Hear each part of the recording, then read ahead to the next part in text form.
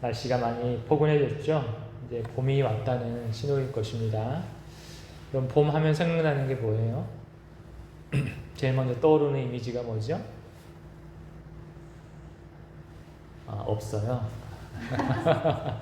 네, 꽃이죠. 꽃이 이제 만발하는 계절이잖아요. 사방에 꽃이 필 거예요. 축제도 많이 하게 될 것이고. 이제 넌센스 퀴즈 하나 내보겠습니다. 그럼 꽃 중에서 가장 아름다운 꽃은 무엇일까요? 세상에서 가장 아름다운 꽃은 무엇일까요? 제 꽃이요? 웃음꽃이라고 해요. 웃음꽃. 웃음꽃이 세상에서 가장 아름다운 꽃이라고 합니다. 정말로 사람의 미소가 세상에서 가장 아름다운 것 같아요. 우리 한번 서로 이렇게 인사해 보겠습니다. 웃을 일 많은 봄 되시길 바랍니다. 웃을 일 많은 봄 되시길 바랍니다. 네, 진실로 우리 예수님 안에서 웃을 일 많은 봄 되시길 바랍니다. 아멘. 여러분, 계절이 언제부터 시작되었을까요? 사계절 또는 이계절, 이 계절이 언제부터 시작되었을까요? 봄, 여름, 가을, 겨울. 이것은 노아의 대홍수 이후부터 있었어요. 그전에는 계절이 없었어요. 홍수가 다 끝난 다음에 하나님께서 이렇게 말씀하세요. 땅이 있을 동안에는 심음과 거둠과 또 추위와 더위와 여름과 겨울과 낮과 밤이 쉬지 아니하리라. 이렇게 말씀하셨어요. 그전에는 이곳이 있었다 없었다? 그냥 온화한 날씨였을 거예요. 하늘에 이렇게 수증기나 물로 보호막이 있었잖아요. 하늘에 창이 거룩한 옛날 전승에 따르면 크리스탈 궁창이 있었다는 말이 있어요. 전승에 따르면 그렇게 마치 비닐하우스처럼 하늘을 덮고 있었기 때문에 지구가 온화한 날씨였을 거란 말이에요. 그러니 어땠을 것 같아요? 사람들이 얼마나 살기가 좋았겠어요. 식물도 너무 잘 자라고 사시사철 계절이 없었으니까 365일 열매를 많이 쏟아냈겠죠. 제 생각에는 그렇게 살기 너무 살기 좋아서 막 그칠 줄 모르고 사람들의 악이 막 번성하지 않았을까 하는 생각이 들었어요. 혹독하고 살기 어려운 세상에 악이 번성할까요? 살기 좋은 세상에 악이 번성할까요? 생각해 보세요. 살기 좋은 세상, 너무나 살기 좋은 세상에 악이 막 번성해 가는 거예요. 그래서 하나님께서 어떻게 하셨어요? 대홍수로 이 악의 폭주를 멈추시는 거예요. 또 계절의 변화로 사람들의 행동에 딱 제한을 걸어두시는 거예요. 잠시 멈추고 한번 생각해봐. 그래서 혹독한 겨울도 주시는 거예요. 그렇게 혹독한 겨울이 있었기 때문에 봄을 기다리면서 사람들이 자신을 되돌아볼 수 있었다는 것이죠. 사람은 죽음 또는 고생, 고난, 추위 또는 더위 이런 것들을 좋지 않게 생각합니다. 그렇지만 그로 인해서 잠시 악이 멈추게 되는 이런 하나님의 세계 경영을 생각할 수 있어야 우리는 성도라고 불릴 수 있습니다. 하나님께서 그렇게 해서 사람들을 여전히 사랑하고 계시는 거예요. 영적인 생명을 보존해주고 계시는 거예요. 그런 걸 생각하면 우리는 감사하지 않을 수 없습니다. 우리가 생각하기에 불편한 것들, 피곤한 것들이 사실은 저주가 아니라 무엇이었다? 축복이었다는 것입니다. 이런 것들을 생각하고 묵상하는 좋은 봄 계절 되시기를 소망합니다. 우리는 이렇게 사고의 전환이 좀 있어야 돼요. 그래야 하나님의 세계를 어떻게 이끌어 가시는지를 알 수 있다는 것이죠. 하나님의 세계와 또 땅의 세계는 생각하는 차원이 너무 다릅니다. 우리는 비록 땅에 살고 있지만 하나님은 우리가 하늘에 속한 사람으로서 마치 하늘에 살고 있는 것처럼 생각하고 그렇게 살기를 바라고 계십니다. 그 삶이 어떤 삶인지 또 어떤 사고인지 우리 오늘 본문 속으로 한번 들어가 보겠습니다. 하나님께서 아브라함과 그 후손들에게 약속하신 복이 있습니다. 아브라함에게 약속하신 복. 그 복이 무엇일까요? 그것은 하나님께서 지으신 이 세상을 물려받는 상속자가 되어가는 거예요. 너희가 이 세상을 물려받아라. 상속자가 되라. 바로 이 복입니다. 우리가 읽어보지 않았지만 우리 13절부터 나오는데 13절부터 한번 읽어보겠습니다. 시작. 아브라함이나 그 후손에게 세상의 상속자가 되리라고 하신 언약은 율법으로 말미암은 것이 아니요 오직 믿음의 의로 말미암은 것이니라. 만일 율법에 속한 자들이 상속자이면 믿음은 헛것이 되고 약속은 파기되었느니라. 율법은 진노를 이루게 하나니 율법이 없는 곳에는 범법도 없느니라. 그러므로 상속자가 되는 그것이 은혜에 속하기 위하여 믿음으로 되나니 이는 그 약속을 그 모든 후손에게 굳게 하려 하심이라. 율법에 속한 자에게뿐 아니라 아브라함의 믿음에 속한 자에게도 그러하니 아브라함은 우리 모든 사람의 조상이라. 아멘. 자, 13절부터 보면 하나님께서 우리에게 약속하신 복이 무엇이냐면 상속자가 되라. 그것입니다. 아브라함의 복이 무엇이라고요? 상속자가 되라. 이 세상 만들어 놨는데 너희들 거야. 이 복을 가지렴. 이렇게 말씀하시는 거예요. 이 복은 유대인들도 알고 있었어요. 그런데 유대인들은 어떻게 생각했냐면 율법을 잘 지켜야 우리가 그 복을 받을 수 있다라고 생각한 것이죠. 율법을 잘 지키는 사람이 우리 조상 아브라함의 유업을 받을 수 있어. 이렇게 생각했어요. 하지만 하나님은 오늘 본문에서 무엇이라고 말씀하세요? 13절에서 그 복은 율법으로 말미암은 것이 아니요 무엇으로 말미암는 것이다? 믿음의 의로 말미암는 것이다. 또 14절에서는 뭐라고 말씀하세요? 율법을 의지하는 사람이 상속자가 되면 믿음은 헛것이 되고 만다 라고 말씀하시는 거예요. 또 15절에서는 뭐라고 말씀하시냐면 율법은 진노를 불러온다. 복이 아니라 무엇을 불러온다? 진노를 불러온다는 거예요. 유대인들은 율법을 통해서 아브라함의 복이 임한다라고 생각했는데 하나님 말씀은 뭐라고 말씀하시는 거예요? 오히려 복이 아니라 진노를 불러일으킨다라고 말씀하시는 거잖아요. 율법이 뭐예요? 사람의 행위잖아요. 하나님은 사람의 행위의 대가로 이 복을 주시겠다라고 말씀하지 않으시는 거예요. 사람의 행위로 어느 누구도 이 아브라함의 복을 받을 수 없습니다. 오히려 사람의 행위는 무엇을 불러일으킨다고요? 하나님의 진노를 불러일으키는 거예요. 우리 자신을 한번 되돌아보십시오. 우리 행위로 아브라함의 복을 받을 수 있을까요? 없죠. 그래서 하나님은 사람의 행위를 다 덮어버리고 값없이 은혜로 아브라함의 복을 주기를 원하신다는 거예요. 우리에게 세상을 상속받을 만한 의로움이 없잖아요. 그렇죠? 오히려 하나님의 진노를 살 만한 행위가 있었다는 거예요. 악하고 더러운 우리를 주님은 이제 예수 그 아들의 피, 하나님 아들의 피로 덮어주시고 아들 예수 그리스도를 통해서 만유의 상속자가 되게 해주시겠다. 이렇게 약속을 해주셨습니다. 그 은혜를 찬양하는 우리 순전한 그 성도 되시기를 소망합니다. 그렇다면 그 은혜는 어떻게 오느냐? 아까 어떻게 16절에서 뭐라고 말씀하고 계시죠? 아브라함의 믿음으로 사는 자들에게, 아브라함의 믿음으로 사는 자들에게 온다라고 말씀하고 계시는 거예요.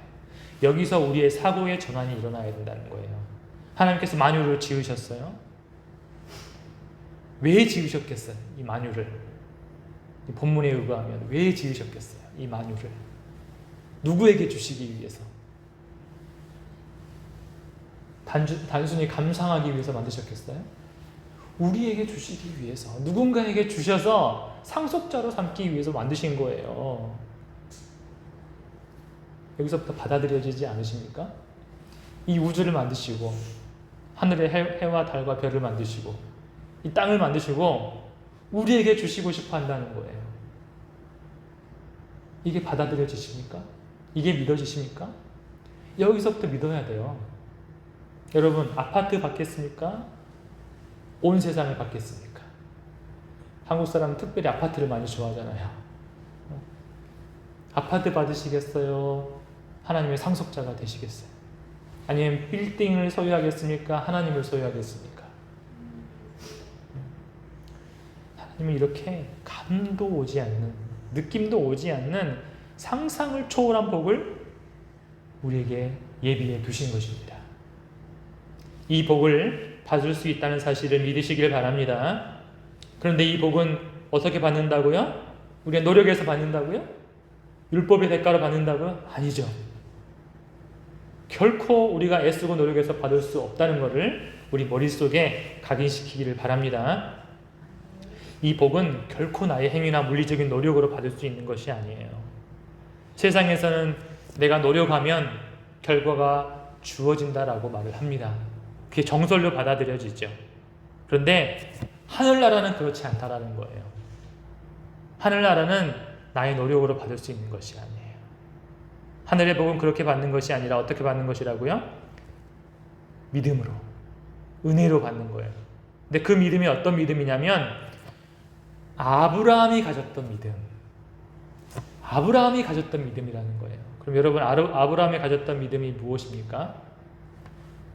오늘 본문 말씀이죠. 오늘 본문 말씀 다시 한번 읽어보겠습니다. 시작. 아브라함이 바랄 수 없는 중에 바라고 믿었으니 이는 내 후손이 이 같으리라 하신 말씀대로 많은 민족의 조상이 되게 하려 하심이라. 그가 100세나 되어 자기 몸이 죽은 것 같고 사라의 때가 죽은 것 같음을 알고도 믿음이 약하여지지 아니하고 믿음이 없어 하나님의 약속을 의심하지 않고 믿음으로 견고하여져서 하나님께 영광을 돌리며 약속하신 그것을 또한 능히 이루실 줄을 확신하였으니. 아멘. 자, 보세요. 아브라함은 바랄 수 없는 중에 바라고 믿었다라고 말씀합니다. 아브라함이 100살이 되니까 자기 몸이 죽은 것 같았어요. 사라는 몇 살이에요? 90세죠. 90세가 되니 사라의 태가 죽은 것이나 다름없었다 라고 말씀하고 있죠. 그런데 말씀을 보니까 아까 뭐라고 말씀하세요? 아브라함의 믿음이 약하여지지 아니하였다. 아브라함은 사람의 상식으로는 일어날 수 없는 일을 믿은 거예요. 100세지만 자기 몸에서 자기의 후손이 태어날 거라는 것을 믿은 거예요. 또 그 후손을 통해서 거룩한 하나님의 백성이 만들어질 거라는 것을 믿은 거예요. 그런데 자신의 몸을 보니까 100살인 거야. 마른 장작 같은 거예요. 또 아내 사라를 보니까 폐경이 된 지 이미 수십 년이 지났어요. 도저히 불가능한 상황이었지만 아브라함은 하나님의 약속을 믿었다라고 기록하고 있습니다. 오히려 믿음이 굳세어져서 하나님께 영광을 돌리고 하나님께서 이루시리라 확신했다 라고 말씀하고 있습니다. 아브라함은 그때까지 100살까지 바랄 수 없는 중에 바라고 믿었고 믿음이 굳세어졌고 확신이 있었다고 말씀하고 있죠. 그랬더니 어떻게 되었어요? 실제로 아브라함의 결과가 나타난 거예요. 여러분, 100살이 아들 낳을 수 있습니까? 없습니까? 세상의 상식으로는 일어날 수가 없죠. 근데 아브라함은 그 믿음을 통해서 결과를 보게 된 거예요. 우리도 그런 아브라함의 믿음을 갖기를 소망합니다. 하지만 세상은 반대로 생각해요. 결과를 본 다음에 믿으려고 하죠. 결과를 보아야만 이해하려고 하고 알려고 한다는 거예요. 굉장히 과학적 사고인 것 같고 합리적으로 보이지만 사실 이런 사고 체계는 타락의 결과입니다. 보아야 믿게 된 것, 이것은 타락 이후에 일어난 우리의 타락한 본성이라는 거예요. 정상적이라고 여겨졌지만 사실은 비정상적이라는 거예요. 아브라함의 믿음과 반대였던 믿음은 누구의 믿음일까요? 예수님의 제자 중에 도마가 있었죠. 도마는 다른 제자들이 와서 보고를 해요. 우리 예수님 봤다? 부활하신 예수님 봤어. 그랬더니 도마가 뭐라고 말을 해요? 나는 먼저 예수님을 눈으로 보고 손으로 만져보지 않고는 믿을 수 없어. 이렇게 말을 했잖아요. 그 후에 예수님께서 다시 제자들에게 나타나셨어요. 그리고 도마에게 뭐라고 말씀하시죠? 너는 나를 본 거로 믿느냐? 보지 못하고 믿는 자들은 복되다. 특별히 도마에게 그렇게 말씀하신 거예요. 보지 못하고 믿는 사람이 복되다라고 말씀하셨어요. 누구처럼요? 아브라함처럼. 아브라함 100살이 될 때까지 자기 아들 못 봤잖아요. 그런데도 믿고 굳세고 확신을 가졌다라고 말씀하고 있습니다. 바랄 수 없었지만 바란 믿음이 아브라함의 믿음입니다. 상식적으로 말이 안 되지만 하나님께서 말씀하시면 그냥 고지곳대로 믿어버리는 그 사람이 바로 누구다? 아브라함이라는 거예요. 그런 사람이 바로 복된 사람이다 라고 예수님께서 말씀하고 계시는 겁니다. 그러나 세상의 과학은 현상을 본 다음에야 믿죠. 일이 이루어진 다음에 믿으려고 하는 거예요. 그러나 예수님은 이 세상을 지탱하고 계시는 예수님 뭐라고 말씀하고 계세요? 먼저 믿어야 된다. 그래야 사건이 일어난다라고 말씀하시는 거예요. 마가복음 11장에서 뭐라고 말씀하세요? 너희가 말하는 것을 이루어질 줄 믿고 마음에 의심하지 않으면 그대로 되리라. 이렇게 말씀하고 계시죠. 또 11장 24절에서는 너희가 기도하고 구하는 것은 먼저 믿으라. 그래야 그대로 되리라. 라고 말씀하시잖아요. 예수님은 믿은 다음에 결과가 나타난다고 말씀하세요. 여러분들의 생각도 그렇습니까? 여러분들의 사고 체계도 그렇습니까? 예수님이 내 안에 살아계신다면 우리도 그렇게 믿어야 될 줄로 믿습니다. 세상은 되는 것이 먼저야, 사건이 먼저고 그 후에 믿어야 되라고 말하지만 성도는 믿음이 먼저고 그 후에 사건이야. 이 사실을 믿어야 된다는 것입니다. 예수님은 세상이 창조될 때 그 현장에서 그분의 말씀으로 세상을 이루셨습니다. 지금도 예수 그리스도의 말씀으로 세상이 지탱되고 있다고 지난주에 말씀을 나눴죠. 눈에 보이는 세상이 있기 전에 먼저 무엇이 있었던 거예요? 그리스도의 말씀이 있었던 거예요. 하나님이 먼저 계셨던 거예요. 그리고 하나님의 믿음이 먼저 있었던 것이죠. 그 다음에 이 우주가 삼라만상이 생겨난 것입니다. 우리가 하나님을 정말로 믿고 하나님께서 지금도 우리에게 말씀하신다고 믿는다면 일이 된 후에 믿으려 하지 말고 또 결과를 본 후에 믿으려고 하지 말고 먼저 믿고 결과를 받으시기를 바랍니다. 이러한 사고와 이러한 삶이 하늘에 속한 사고와 삶인 것입니다. 이런 믿음이 하늘의 역사를 이 땅으로 또 나의 삶으로 끌어내려오는 믿음이라는 것입니다. 세상은요 점점 상식적이고 합리적인 성도가 되라고 유혹하고 있어요. 그렇게 살아가는 사람은 조롱받지 않습니다. 한번 보시기 바랍니다. 그런 사람은 존경받고 세상과 잘 융화되어서 살아가게 돼요. 그런데 반대로 살아가는 사람은 엉뚱한 사람이라고 또는 광신자라고 손가락질 받으면서 살아가고 있어요. 그럼에도 불구하고 아브라함의 믿음으로 살아가시겠습니까? 아브라함이 100세에 나 아들 낳을 거야 하고 말을 했다고 생각해 보세요. 사람들이 비웃었겠어요? 정말 그래? 인정해줬겠어요? 비웃었겠죠. 조롱했겠죠. 50세만 넘어도요 사람들이 에이 뭐 이상한 소리 하지 마 이렇게 말을 해요. 근데 아브라함이 그렇게 말을 했음에도 불구하고 손가락질을 받으며 살아갈 용기를 갖고 살았어요. 또 노아를 생각해 보세요. 곧 있으면 대홍수가 일어날 거야 하면서 맨 땅에다가 배를 막 지었어요. 사람들이 칭찬했겠습니까? 너 믿음 대단하다 말했겠습니까? 아니요. 너 광신자야. 엉뚱한 사람이야. 이렇게 손가락질을 했었을 거란 말이에요. 그럼에도 불구하고 우리도 노아처럼 굳건한 믿음으로 살겠습니까? 그렇게 살아야죠. 하나님께서 우리의 믿음이 꺾이지 않도록 도와주실 줄로 믿습니다. 예수님께서 우리의 믿음을 위해서 지금도 중보하신 줄로 믿습니다. 아멘. 영국의 믿음의 사도라고 불리는 스미스 위글스워스라는 분이 계셨어요.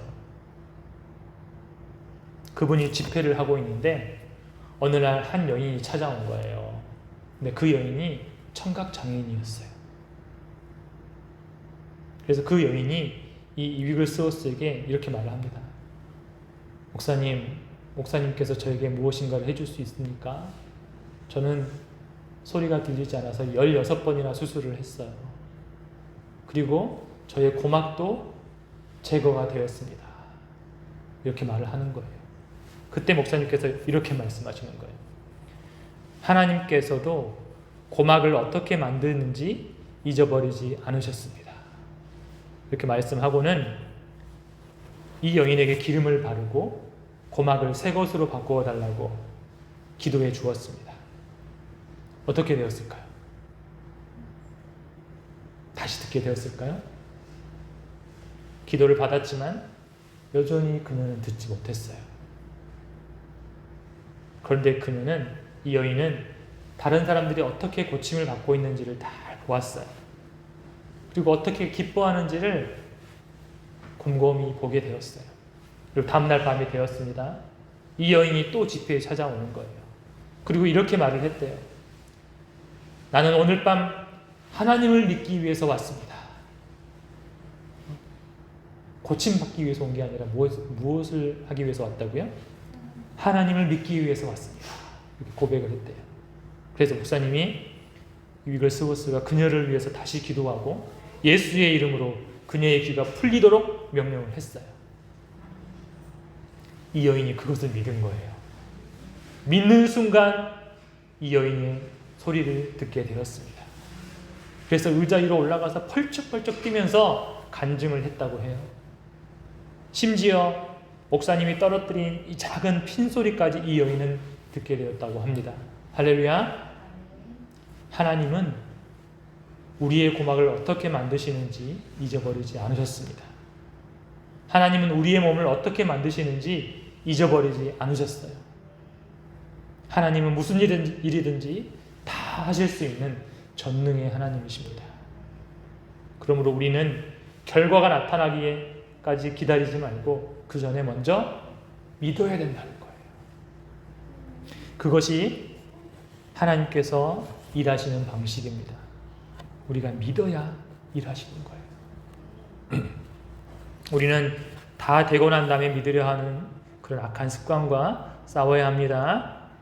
결과를 보고 난 다음에 믿으려고 하는 사고를 바꿔야 돼요. 이건 너무 쉽잖아요. 너무 쉬운 일을 하는 건 세상 사람도 다 할 수 있어요. 우리가 성도가 되기로 결심했다면 무엇보다도 믿음의 투쟁을 시작해야 하는 거예요. 하나님의 말씀이 그렇다고 하면 믿는 사람이 되어야 된다는 거예요. 믿기 위해서 몸부림치는 흔적이 우리 안에 있어야 된다는 것이죠. 의지적인 믿음이라는 게 뭐예요? 믿음이 언제 생겨난다 그랬죠? 그리스도의 말씀을 들을 때 생겨난다 그랬죠. 의지적인 믿음이란 그리스도의 말씀을 들을 때 생겨난 믿음을 지키기 위해서 몸부림치는 거예요. 의심과 두려움과 같은 여러 가지 공격이 우리의 믿음을 향해서 도전해 오거든요. 공격해 오거든요. 근데 이것을 지키기 위해서 몸부림치는 게 의지적인 믿음인 것입니다. 믿음의 반대는 두려움이에요. 믿음의 반대가 무엇이라고요? 두려움이에요. 두려움은 부정적인 것을 움켜쥐고 있는 상태예요. 무언가를 두려워하면서 마음으로 그 대상을 계속 붙들고 있는 것이 두려움이라는 거예요. 그런데 믿음은 무엇입니까? 믿음은 그런 상태에서 나의 시선을 돌려서 하나님의 약속을 붙들고 있는 거예요. 하나님께서 100세의 아들을 주시겠다고 하면 늙고 경수가 끊어져 버린 나의 몸을 바라보지 않고 확신 가운데 하나님의 약속을 바라보는 것이 바로 믿음이라는 것입니다. 지금 아들은 없어요, 나에게. 그러나 아들이 있는 것처럼 생각하고 살아가는 것이 바로 믿음이라는 것입니다. 이런 거룩한 믿음의 투쟁을 하시기를 바랍니다. 기도한 것들이 있다면 응답된 것들을 바라보시기 바랍니다. 느낌을 바라보지 마세요. 나의 느낌과 하나님께서 일하시는 것은 별개입니다.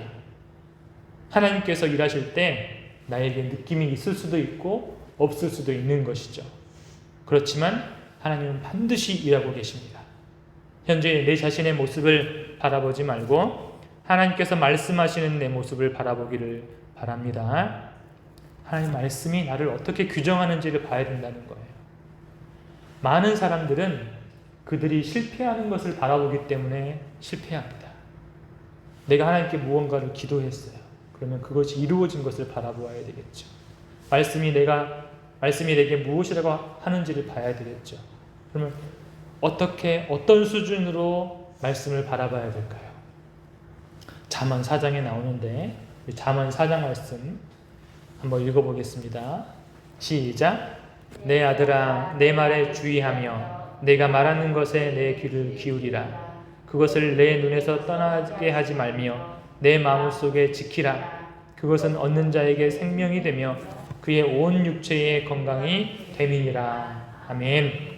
22절에서 건강은 원어로 약이라는 의미도 있어요. 히브리어로 약이라는 의미도 있어요. 그럼 이렇게 읽을 수도 있죠. 말씀은 곧 육체의 무엇이 됩니다? 약이 됨이니라. 그렇다면 약인 이 말씀을 어떻게 복용해야 되겠어요?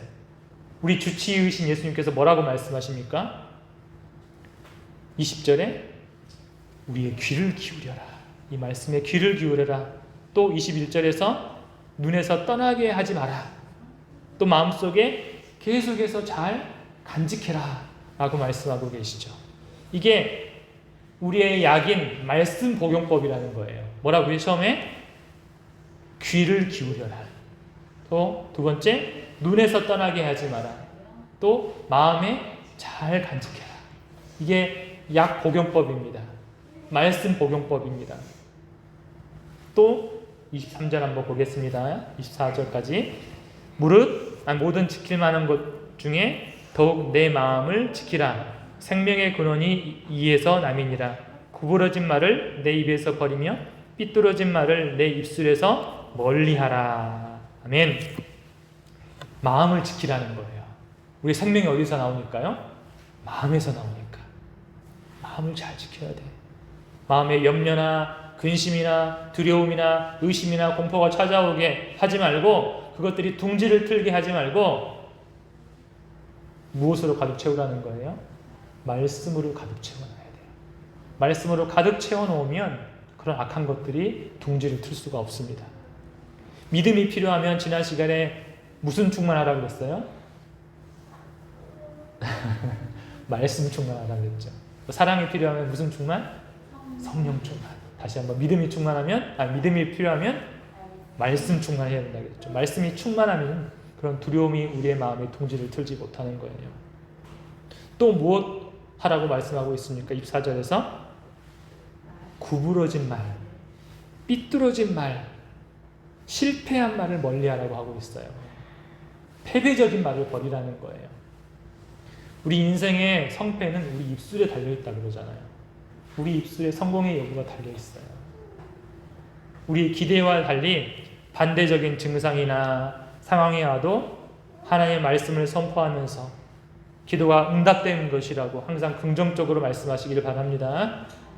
늘 말씀으로 충만하게 하고 믿음으로 말씀을 고백하면 결과가 나타날 줄로 믿습니다. 예수님 말씀하셨잖아요. 말하는 것이 이루어질 줄 믿고, 먼저 믿고 의심하지 않으면 그대로 되리라. 받기 전에 먼저 믿으시기를 바랍니다. 그리고 또 우리 입술로 어떻게 해야 된다는 거예요? 부정적인 말을 버리는 거예요. 긍정적인 말을 하는 거예요. 느낌을 말하지 않는 거예요. 하나님의 말씀을 말하는 거예요. 그리고 틀린 것을 말하지 않는 거예요. 옳은 것을 말하는 거예요. 제가 어떤 교회를 갔더니요, 어떤 분이 무슨 문제가 생기면 아이 망했네, 망해버렸네, 계속 이런 말을 쓰시는 거예요. 문제가 생길 때마다 망했네. 비록 그분은 농담이었지만 계속 그 말을 듣게 되니까 제 마음이 어떻게 되겠어요?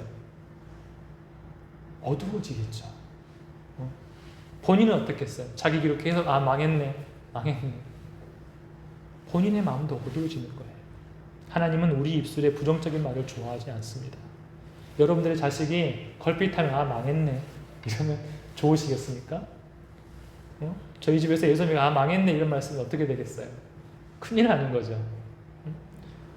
우린 부모니까 별로 기뻐하지 않는다는 거예요. 그런데 우리가 자꾸 부정적인 말, 구부러진 말, 실패한 말 패배한 말을 하면 하나님은 기뻐하시지 않는다는 거예요.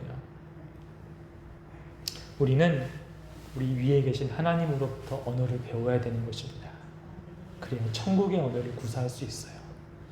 천국의 언어를 구사해야 하나님의 뜻이 이루어질 것입니다. 그러므로 문제가 있을 때 이렇게 말하시기 바랍니다. 한번 따라서 해보겠습니다. 주님은 나를 도우시는 분입니다. 주님은 나를 도우시는 분입니다. 주님은 나를 치유하시는 분입니다. 주님은 나를 치유하시는 분입니다. 그가 나의 연약함을 담당하셨습니다. 그가 나의 연약함을 담당하셨습니다. 나의 질병을 지셨습니다. 나의 질병을 주셨습니다. 이렇게 계속 옳은 것을 반복해서 고백하시기 바랍니다. 옳은 것을 믿으시기 바랍니다. 사람들은 잘못된 생각, 잘못된 믿음, 잘못된 말 때문에 실패하는 거예요. 마귀는 우리를 패배시킬 수 없어요. 이미 예수님께서 마귀를 이기셨기 때문입니다. 우리가 실패했다면 악한 것을 우리 자신에게 허락했기 때문이라는 거예요. 그러므로 우리는 늘 입술로 이기는 말을 해야 될 줄로 믿습니다.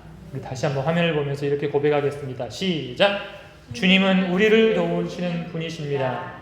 주님은 나의 힘이 되십니다. 주님은 나의 모든 필요를 채우십니다. 주님은 우리가 구하거나 생각하는 것보다 넘치게 주십니다. 아멘. 하나님이 그렇다고 말씀하시면 그런 것입니다. 우리가 무엇인데 하나님 말씀에 토를 달 수 있겠어요? 하나님께서 내가 누구라고 말씀하시면 말씀 그대로가 바로 나인 거예요. 하나님께서 우리가 강하다고 말씀하시면 나는 강한 사람입니다. 하나님께서 우리가 부유하다고 말씀하시면 우리는 부유한 사람인 거예요. 하나님께서 우리가 치유받았다고 말씀하시면 우리는 치유받은 것입니다. 하나님 나를 사랑하신다라고 말하면 하나님 나를 사랑하고 계시는 겁니다. 나의 감정이나 느낌이나 생각이나 마음이나 말로 우리 하나님을 반박하지 마시기를 바랍니다. 하나님 말씀을 그대로 받아들이시기를 바랍니다. 항상 말씀을 묵상해야 되는 거예요. 하나님 말씀이 우리에게 약입니다. 음식이 몸으로 흡수되어서 몸의 일부가 되는 것처럼 그리스도의 말씀을 늘 읽고 고백하며 속사람을 살찌우는 우리 순전한 성도가 되시기를 바랍니다. 우리의 느낌, 감정 위에 우리의 느낌이나 불완전한 감정 위에 말씀을 두게 될 때 우리의 믿음이 크게 성장하게 될 것입니다. 말씀도 꾸준히 묵상해야 되는 거예요. 하다가 안 하다 그러면 안 돼요. 제가 지난주에 사랑니를 뽑았거든요. 사랑니를 뽑았더니 병원에서 항생제를 주더라고요. 근데 항생제를 먹다가 안 먹으면 될까요? 안 될까요? 먹다가 안 먹으면 어떻게 되죠? 복용법을 지키지 않으면 어떻게 되죠? 균에 내성이 생긴다 그러잖아요. 내성균이 생기는 거예요. 우리 안에도 나쁜 균, 타락한 본성이 있어요. 이 타락한 본성은 말씀을 싫어해요. 우리가 말씀을 먹다가 안 먹다가 이러면 이 말씀에 내성균이 생기는 거예요. 처음에는 괜찮은데 점점 말씀이 더 싫어지는 거예요. 먹다가 안 먹다가 그러면. 말씀을 꾸준히 읽어야 되는 것입니다. 그러므로 우리 안에 두려움, 의심, 불안, 염려가 다 사라질 때까지 꾸준히 말씀을 묵상하길 바랍니다. 포기하지 마시기 바랍니다. 정 바빠서 힘드시면 우리 교회 홈페이지에 보면 매일 말씀 묵상란에 들어가 보면 제가 매일 올리는 말씀 묵상이 있어요. 바쁘시면 그거라도 매일 읽으시기를 바랍니다. 이런 믿음을 크게 성장시키고 싶다면 그리스도의 말씀, 그 약을 꾸준히 복용하셔야 돼요. 그리고 결과가 있기 전에 먼저 무엇 해라고요? 믿어야 된다. 그리고 고백해야 된다는 것입니다. 그렇게 열심히 이 봄을 달려보기를 바랍니다. 그래서 내 인생에 생명의 꽃이 피고 또 거룩한 웃음꽃이 피기를 소망합니다. 기적이 상식처럼 일어나는 우리 순전한 성도, 순전한 교회가 되기를 예수님의 이름으로 축원합니다. 아멘. 우리 서로 한번 다시 한번 이렇게 인사하겠습니다. 당신의 인생에 거룩한 웃음꽃이 피기를 바랍니다. 시작. 성도님의 인생에 거룩한 웃음꽃이 피기를 바랍니다. 생명의 꽃이 피기를 바랍니다. 아멘. 우리 나는 믿노라 이 찬양하면서 우리의 믿음을 고백하도록 합시다.